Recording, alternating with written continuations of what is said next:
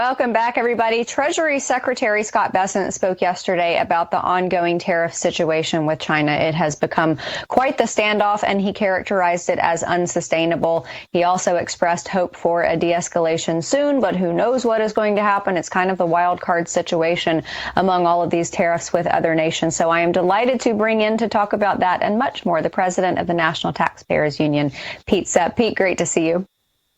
Always a pleasure. All right. I know Scott Bessent wants to look at the sunny side of things and say maybe there will be a de-escalation soon, maybe there will be a deal soon. What do you anticipate is going to happen? Well, I think the reaction of markets to Secretary Bessent's pronouncements should be a guide for President Trump.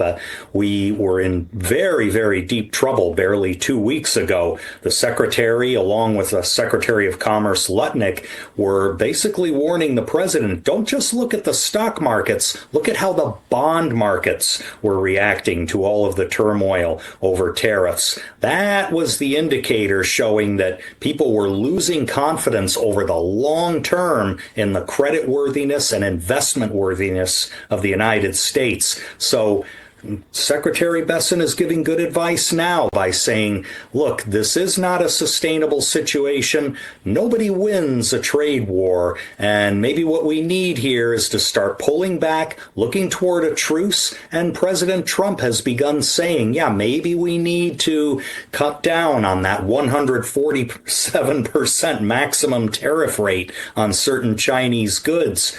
That's a good idea because tariffs, after all, are just taxes on imports passed along to all of us. Sure, we can absorb that for a while, but the main point that the secretary has made is absolutely true. Mm-hmm.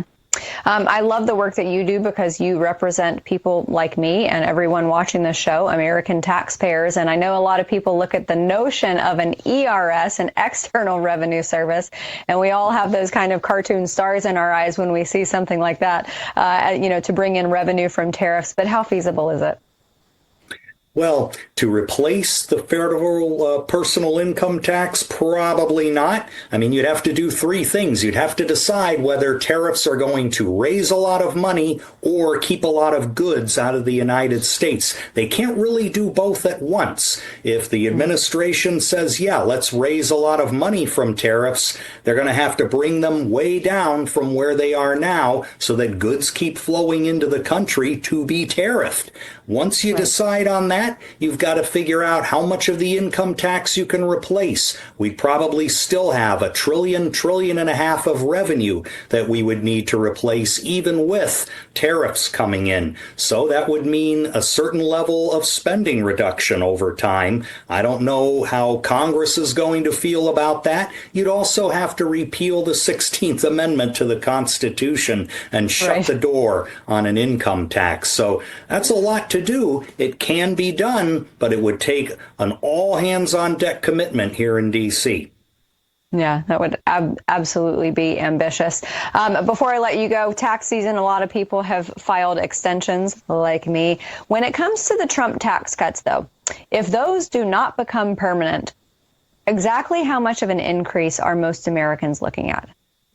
A median income household will see a 22% increase in their taxes, upwards of $1,800. If you happen to have 2 or 3 kids, it's going to be a lot more than that. The child tax credit will be cut in half. That's a $1,000 tax hike per kid. If you have a small business with $20,000 worth of profit, you're paying $4,000 in taxes on that now. You'll pay $5,000, $1,000 tax increase.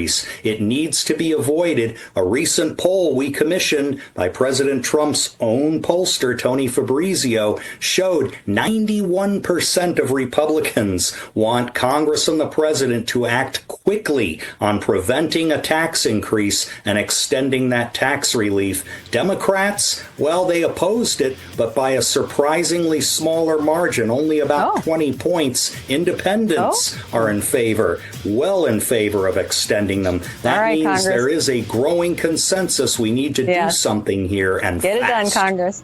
Get it done. President of National Taxpayers Union, Pete Sepp. Pete, it was wonderful to see you. Thank you so much for all of that eye-opening information.